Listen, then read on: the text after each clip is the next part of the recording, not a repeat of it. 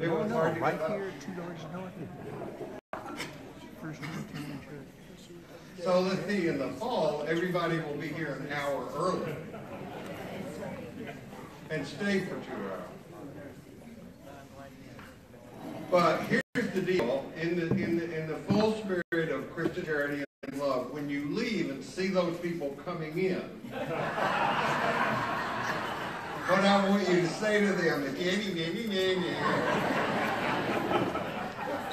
be mature about it. I'm glad you're here.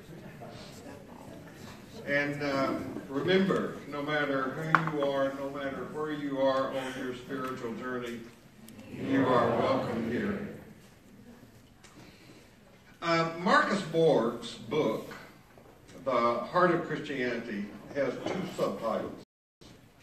And if you've not read this book, it's one of Borg's earlier books, but nonetheless I recommend it. It's got 2 subtitles: Rediscovering a Life of Faith and How We Can Be Compassionate Believers Today. A number of years ago, Marcus Borg spoke in this room as a guest of the Foundation for Contemporary Theology. And we came to that presentation. And when Borg was finished speaking, he was standing over here taking a break or something.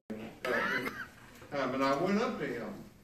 I'd already seen him, introduced myself to him at the Jesus Seminar in New York the year before this. I went up to him and reintroduced myself, and I said, I want you to know that I borrow from your writing.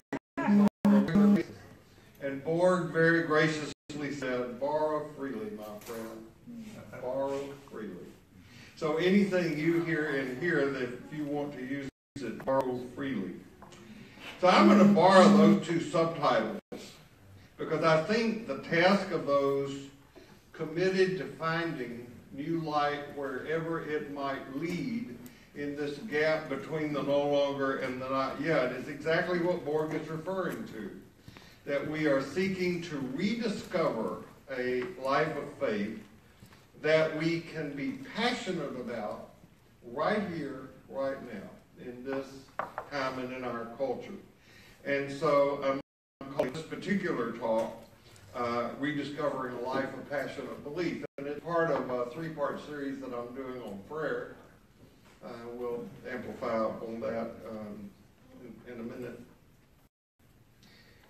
One of the reasons that I've undertaken this theme of speaking about what it means to be people of faith, living in the gap between the no longer and the not yet, is because as more time passes, I'm seeing, and this may not be true for you, that if what most people mean when they refer to the church, doesn't change, both its doctrinal stance and its liturgical practices, the church is not going to survive much longer. Now, I'm not a doom and gloom person. I'm just saying that things that are being done, said, gaining public attention in the arena of the church. More and more younger people are being turned off by, and they're not coming to church, whatever that means. I mean, I think we are failing to speak as a relevant organization to the pressing hurts and needs and concerns of this world. Now, the changes that are needed are not minor ones, and simply to mention them, which I'm about to do, strikes fear in the hearts of many, many people.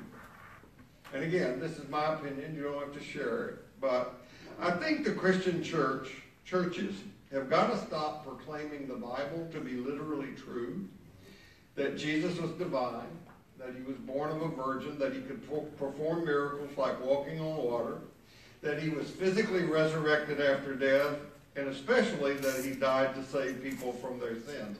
Now, I didn't make this list up.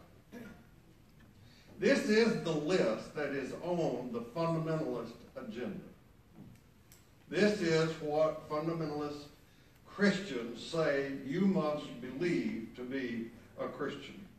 Now, I think it's pointless or futile to argue with fundamentalists in any religion, but I do think that we can practice a better religion and a better spirituality, and that's one of the things this series is intended to address. Those with the big megaphones in much of organized religion, especially those that reflect to what degree the doctrinal purity that is demanded by fundamentalism, they spend their energy on things that were not a primary emphasis of Jesus anywhere in the Scripture. The struggles, for example, of the church blocking full inclusion of the LGBT community at all levels in the church is one example of this. So, one of the things that the science of our time has revealed is that there is no big guy, white, bearded, sitting on a throne, God in the sky, out there somewhere, whose purpose is to protect us from what befalls all humans and the perils that are involved in living on this planet. Back in the 1960s, which was a turbulent time in this country by anyone's measure, a comedian by the name of Lenny Bruce said, every day more and more people are staying away from church and returning to God. Now, whether it is true today that more and more people are returning to God or not, I don't know, but I do know that statistically, more and more people are staying away from church. Churches are closing at a rapid rate in the United States. And I'm sure there are a multitude of reasons for this. I talked to a colleague of mine who's a senior minister of a church here in Houston that got flooded during Harvey, and they simply don't have the money, even with insurance, to rebuild. It was a small, struggling congregation to start with. For the past several centuries, most of the church has focused on how people ought to get right with God in one way or another. And the expressions have been far-ranging. As you know, not a couple of weeks ago, the evangelist Billy Graham died. And attention was brought to the crusades for Christ that he led all over the world. And the number of people, according to their records, who made decisions for Jesus during that time. I grew up in a religious tradition, as I know some of you did, where we focused on bringing people to Jesus, getting people to make personal decisions for Jesus Christ. We even sent missionaries to other countries so that they could have a personal relationship with Jesus Christ. In our time, and I think I would add that it is the most bizarre and absolutely unbiblical anti-Jesus teaching ever concocted, has been what many people refer to as the prosperity gospel, which says that it is God's deepest desire to make you wealthy. Now, I don't know what was in Lenny Bruce's mind when he made that very accurate observation in the 1960s about that time, but part of it must have included that was the time when many people in this country, including your own teacher, began to turn to religions of the East to get practical instruction on spirituality. Especially Buddhism satisfied the longings of a lot of us. We had, I was not part of this, but I can remember in Houston when a movement called Transcendental Meditation swept the country.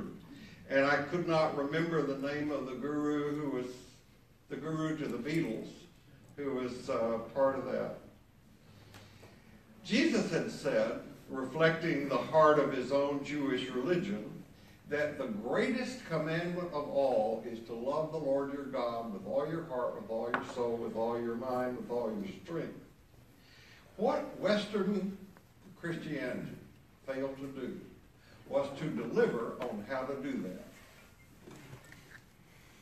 How do you love God?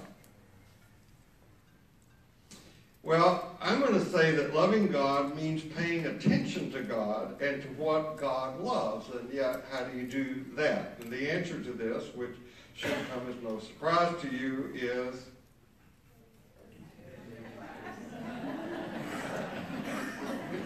will soon be superfluous in here.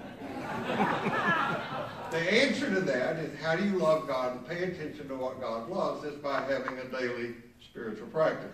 So last week I began this 3-part series I'm calling Praying in the Gap. And I'm calling this mini-series The Problems, the Promises, and the Perils of Prayer. Now, we could spend a lot of time on each of these. I dealt with the problems of prayer last week, hopefully showing that a re-understanding of prayer, if you drop the word prayer and use contemplation, meditation, centering prayer even, opens up the possibility of having a much richer prayer life. So I can't cover all the problems, but that was one of them. And today we're going to talk about the promises of prayer.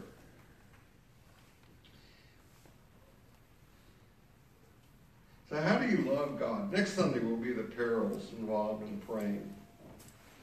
So how do you love God? Since Jesus said that this was the greatest commandment, the most important thing at all ever to do, you would think that someone along the way would have taught us how to do this.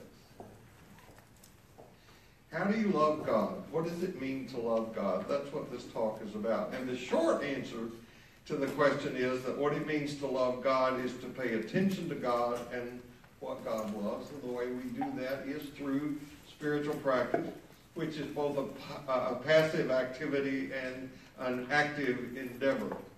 So I want to get the risky part of this talk out of the way as soon as possible. You can say that some of what I've already said was risky, but in talking about the promises of prayer, or the promises of having a spiritual practice, it's possible for that to be misunderstood as meaning, if you do such and such, you will get so and so. It's a deal, quid pro quo. So that falls in the same category as believe in Jesus and you will go to heaven when you die. And again, that's the focus on the individual, putting us at the center of things, and already we have a problem with that. One illustration I use about the paradox involved in having a spiritual practice is this. Some time ago, years ago, I heard a very famous jazz musician interviewed on NPR. And the person who was doing the interview was knowledgeable about music and asked this jazz musician, when ahead of time do you plan the improvisational material that you will do in the set? And the musician said, you don't. It comes time and you do it.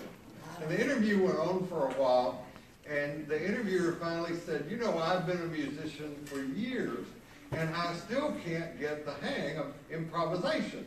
How do I do that? And the musician said, practice.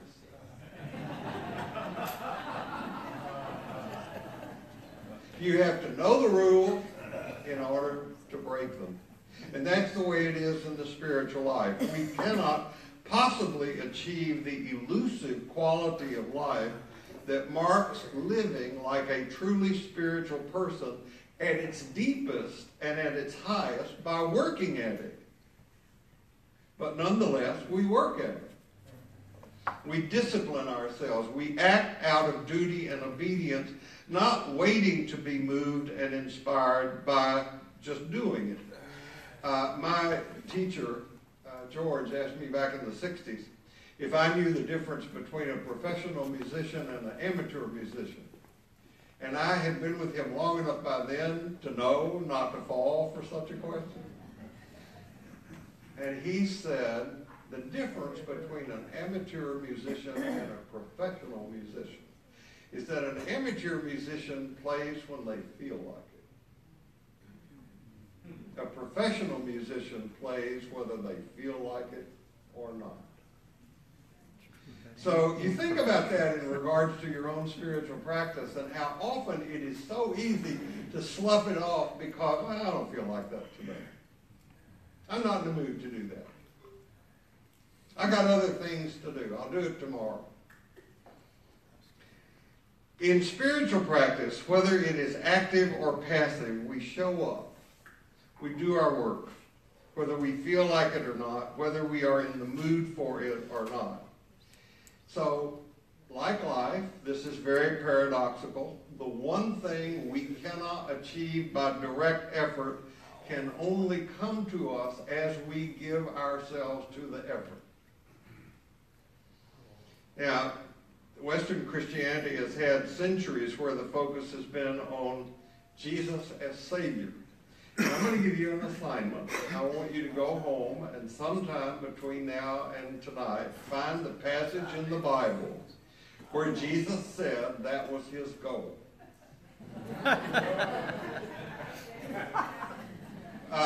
You should be able to do it in 20 minutes. He never said, I have come to save you from the fires of hell. Believe in me and you'll go to heaven when you die. What he said was, follow me. Come and see. Be my disciple. And if we would grow to see him in this life as a way-shower, a guide, a teacher, as a companion, I think our practices would be enhanced. Now, I have been saying for as long as I have been teaching that the way we are to or can relate to the sacred is having a daily spiritual practice. What Jesus called people to was a way. Here's a way to walk, a way of life, a way of living. And I think that Western Christianity, Protestant Christianity especially, has been negligent with its members in at least two arenas. First, and I'm not going to elaborate on this today because I've spoken to it numerous times in the past, has been the failure of the church to bring into its educational curriculum the most up-to-date biblical scholarship possible to share with its membership. That's not happening. So when that information does come, it sounds like something that's so radical and out in left field as to be unbelievable.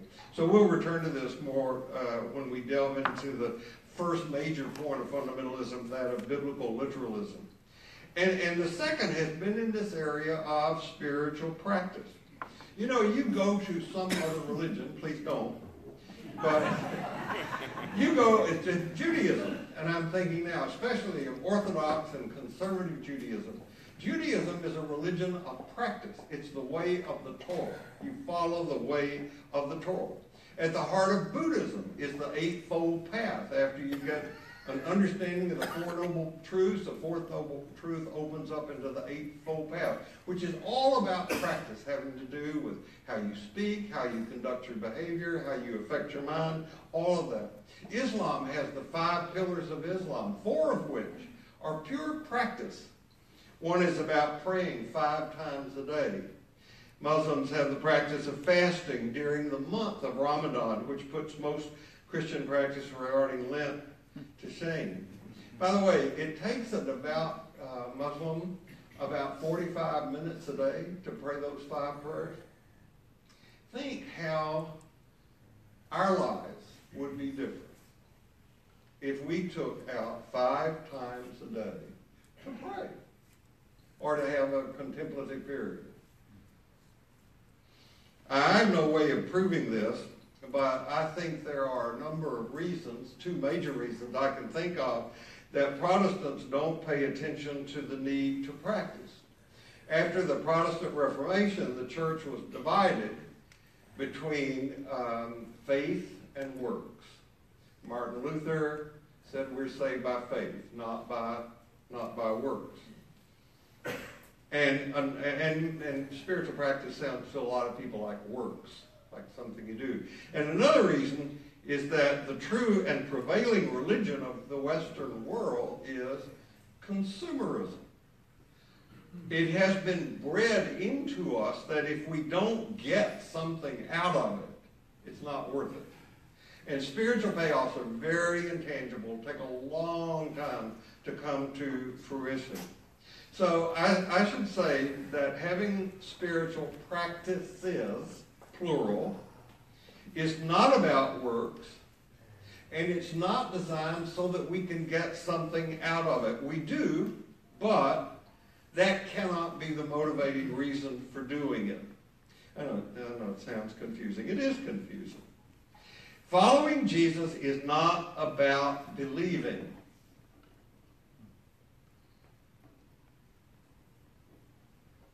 Okay? Following Jesus is about loving. That's one reason, if and when someone asks me if I believe in God, my response is, I know God, and my aspiration is to know God more deeply. Now, back at the time of the modernist versus fundamentalist controversy, when it was at its peak, and you can kind of measure this between 1890 and 1910, say that block of time in there. The modernists, of course, went one direction, and the fundamentalists went to the other. And just as the fundamentalists were trying to distinguish themselves by what they believed, those 5 major fundamentals, the modernists, they needed a way to distinguish themselves, so they focused on ethics. And they put forth the notion that Jesus was a great teacher.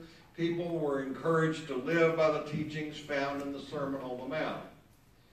Now again, while you're looking in the Bible for where Jesus said that, go see if you can find somebody who lives by the Sermon on the Mount. None of us do. I'm not saying that following Jesus should not result in ethical living or loving our neighbor. I'm just saying it doesn't start there. Following Jesus is first and primarily about our relationship to the sacred, to God, and then to the world. We are seeing in significant places, a renewed emphasis on the importance of practice with regard to the teachings of Jesus. And by practice, I'm talking about more than individual practice like we talked about last Sunday. I'm talking about the things that people do together like this as a way of paying attention to God and to loving what God loves. And again, the church, I think, has led people into a much more individual emphasis on this. You are to have a personal relationship with Jesus. Not a bad thing to do. But if it stops there, it doesn't go anywhere. It doesn't lead to fruition. And what I'm raising today for you to think about is how together do we practice loving what God loves through showing compassion and justice in the world. There's a line in the Buddhist tradition that goes, when the student is ready, the teacher appears. And my understanding of that is that every event, every moment, every relationship in life, because everything is full of God, comes to us as a teacher.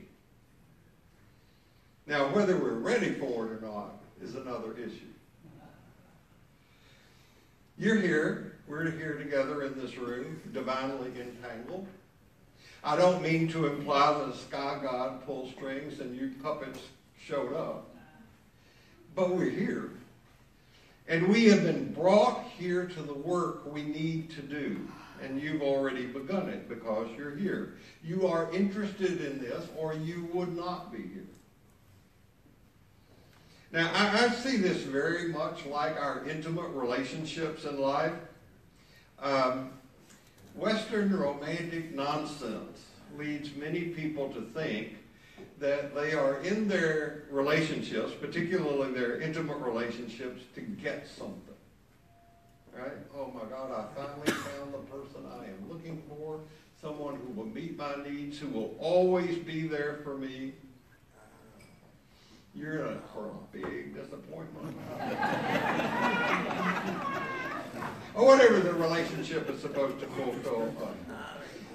My understanding as somebody who's strongly influenced by Carl Jung is that we have this unconscious that works in our behalf, for our wholeness, for our integration of all our disowned, unrecognized parts. And our job is to pay attention to that. Our unconscious takes us to the work we need to do. Our unconscious takes us to the relationships that give us opportunities for growth. Second, we are in the relationships that we are in, not in order to get love, but in order to learn how to love. Our relationships won't and don't flourish until we pay attention to them.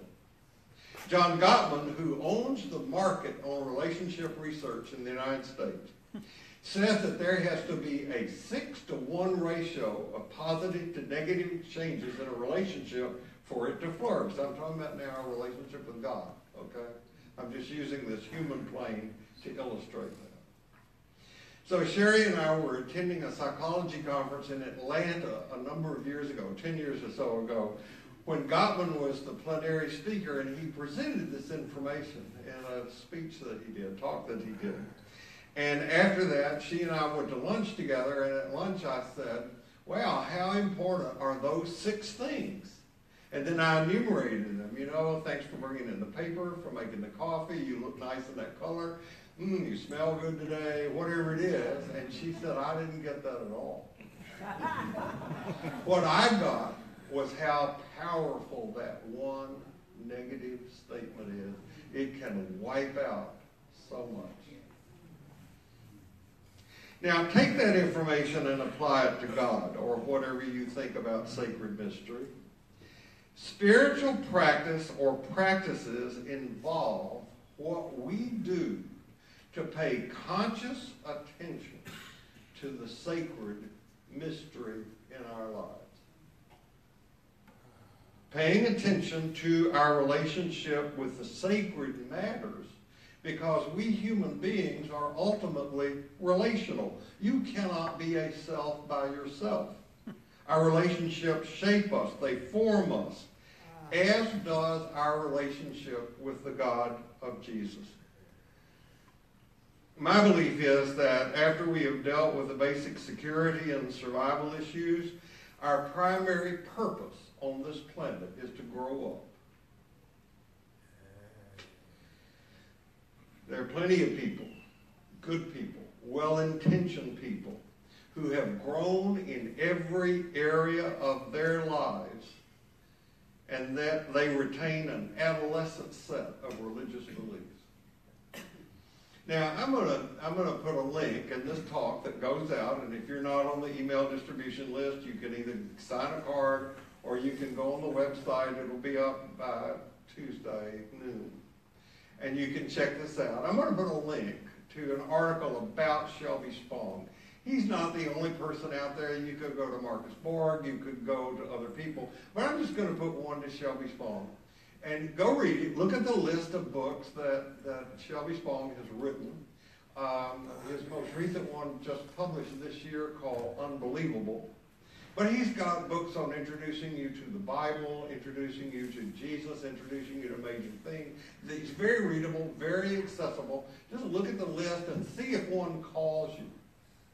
And if so, get it and read it and make it part of your spiritual practice. Let it stretch you theologically. Spong is the one who wrote a book years ago called Why Christianity Must Change or Die. Read that? And it's a great book, and it's still relevant, and it's still proving to be true. So I got a line from both Richard Rohr and from Jim Finley that says, we are who we are in God, no more, no less. Now, write that down in your journal, and then as you do your spiritual practice, write out what that means to you. Not what I say it means, but what does this mean to you? What does it mean that your identity is who you are in God? No more, no less. Now, our consumer culture wants to shape our identity around how we look, what we've done, what we have. Is that who you are? Decades ago, there is an annual meeting between religious leaders of the East that would be represented by the Dalai Lama. I don't know if this Congress is still going on, and religious and psychological leaders from the West. And when the Dalai Lama first instigated this Congress, he put a question to the religious and psychological leaders of the West. And he said, what do you think is the primary root cause of all the destructive behavior in your culture? the addictions, the crime, all the things that beset you as a culture. And the answer he got back was low self-esteem. People in our culture suffer from low self-esteem, and they get involved in all sorts of behaviors to address that, and it has negative consequences. When he heard this, the Dalai Lama said, "Don't you people believe that you were created in the image of your God? How could you possibly have low self-esteem?" Well, religion has contributed to that by telling people that you're no damn good. You're lost, you're a sinner, and if you don't get right with God, tough luck. I believe that we might function better in all areas of our life and living if we weren't so constantly fatigued. And spiritual practices build up our reservoir of spiritual, emotional, self-control energy, which makes it possible not only for us to experience and express peace, love, and joy, but also not to be so reactive. You know, if you're worn out, you're hypersensitive. But if you got some energy, you're okay.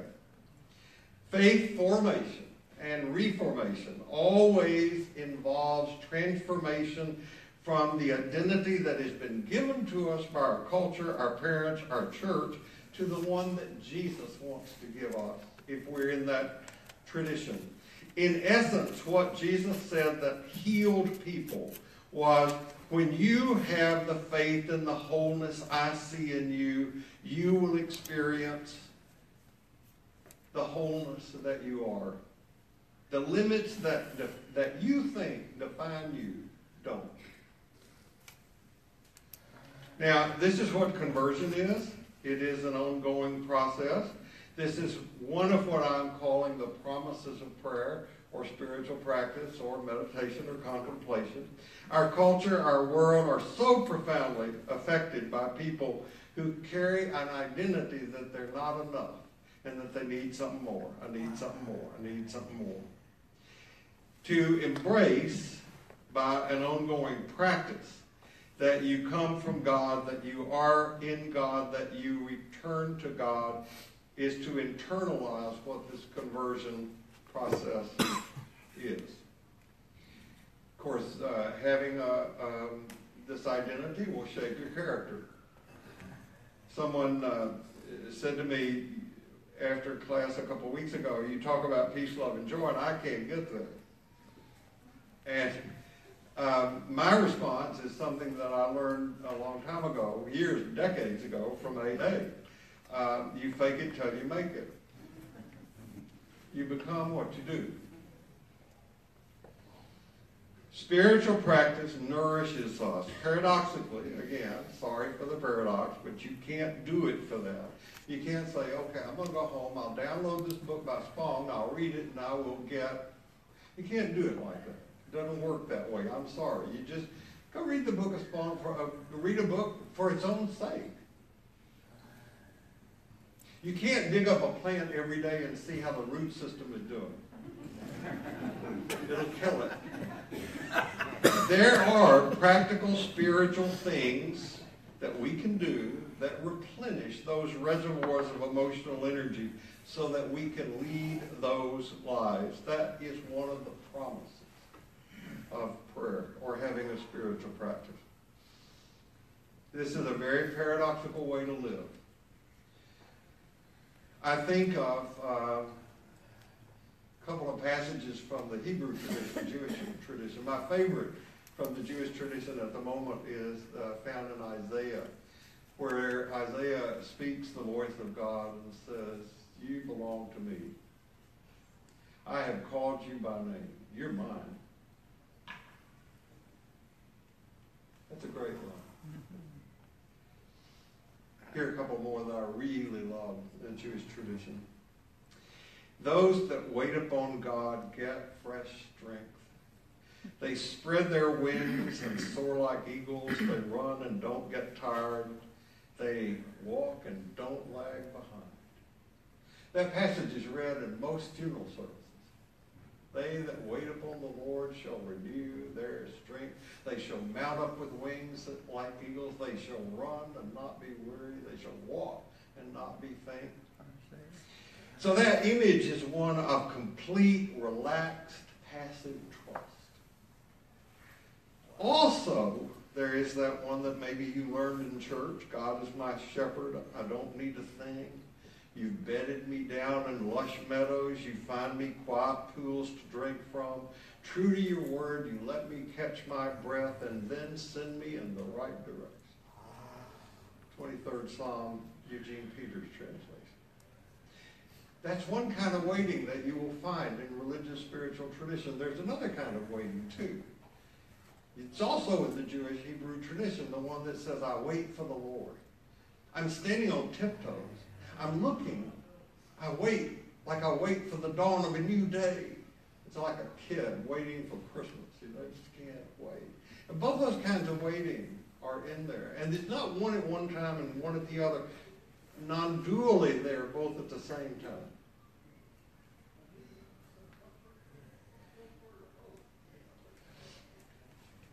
You can't get the hang of that without practice.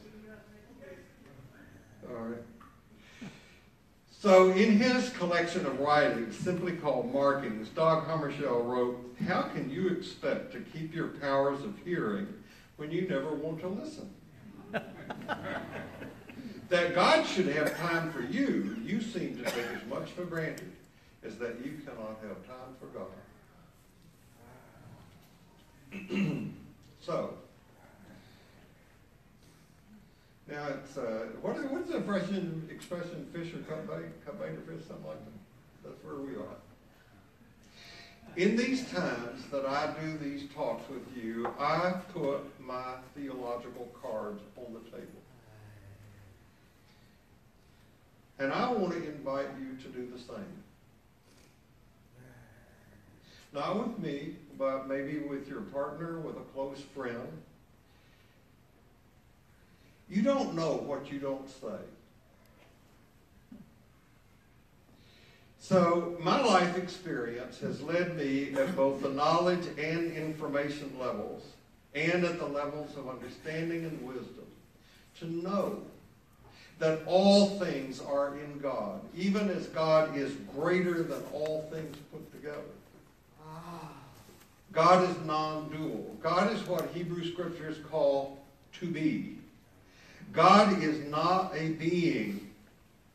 God is being itself. The God I know doesn't save, doesn't damn, doesn't choose, doesn't reject, doesn't write books, doesn't dictate them to others, doesn't dabble in real estate. And yet, there are moments when I am so overwhelmed by awe and gratitude by and for what is, that I find myself praying Anne Lamont's words, help, thanks, wow. Now, however I conceive of God is not absolute. Such thoughts are merely the doorway into the absolute. As a non-dualist, I believe that God transcends and embraces whatever and however I think of God. I'm a Christian in the sense that I choose to see Jesus as a way to access, to experience far more lessons about what it means to be than so far I have been able to embody. Jesus calls me to cross boundaries, to enter territories that the culture in which I live is very aware of. The Jesus I know calls me to follow him, not believe in him. Spiritual practice must be about compassion and justice. We'll get to that next week. So what about you? What are the cards in your theological deck? What are your religious beliefs? What are your spiritual beliefs? Are they the same ones you had at adolescence? If you adamantly reject some religious teaching, what is it and why? If you have beliefs that you cling to very tightly, are they open to critical thinking? Are they able to thrive in the latest, best biblical scholarship? Can they delight and dance in the wonderful marriage between science and religion? You know, I feel very fortunate to get to do the teachings I do in here. I know that what I teach would not be welcome in all churches. Why is that?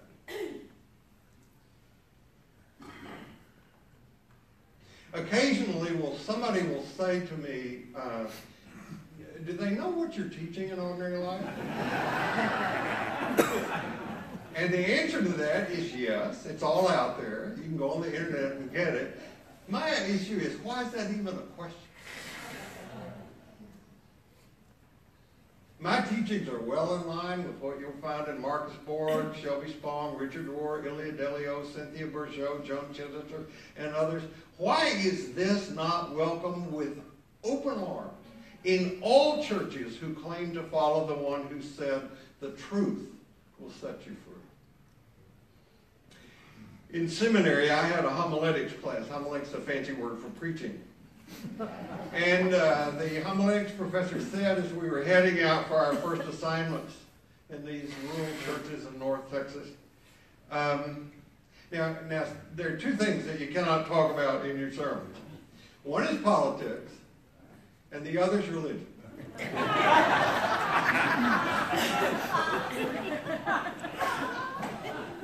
Why is that funny? I mean, it's a gallows humor, right? Because we know it's true. Why is that? The promise of prayer has to do with living very much in the right here, right now. And so much of recent Christianity, and by recent I mean since the Reformation, has been about being saved from some bad afterlife for some good afterlife, but not about right here, right now. Prayer, spiritual practice, is simply about loving God here and now and loving what God loves.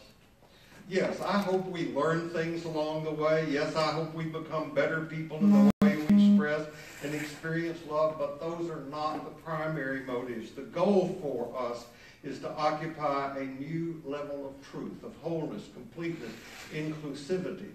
The goal is that we grow into our true identity of who we are in God, that we develop the ability, to use a phrase from St. Paul, to put on the mind of Christ. And we do this work not because we're afraid of something or not because we hope for something, because the work is simply worth doing. The disciples once asked Jesus, can you sum up everything that you've been teaching? I've been taking notes, and so what's it like to live in the realm that you're talking about? And Jesus said it's simple. Love God with all you are and love your neighbor as yourself. And about half the crowd thought, wonder what I'll get if I do that. And the other half of the crowd thought, wonder what will happen to me if I don't do that. And about that time, Jesus looked up and saw an angel walking by. This is in 2 Rufus 14.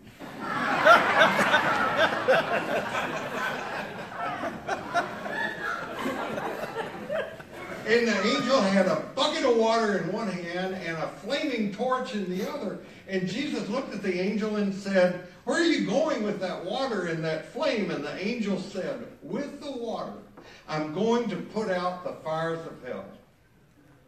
And with the flame, I'm going to burn down the mansions of heaven. And then we'll see who really loves God for God alone. No matter where you go this week, no matter what happens, remember this, you carry precious cargoes to water yourself, and I'll see you here.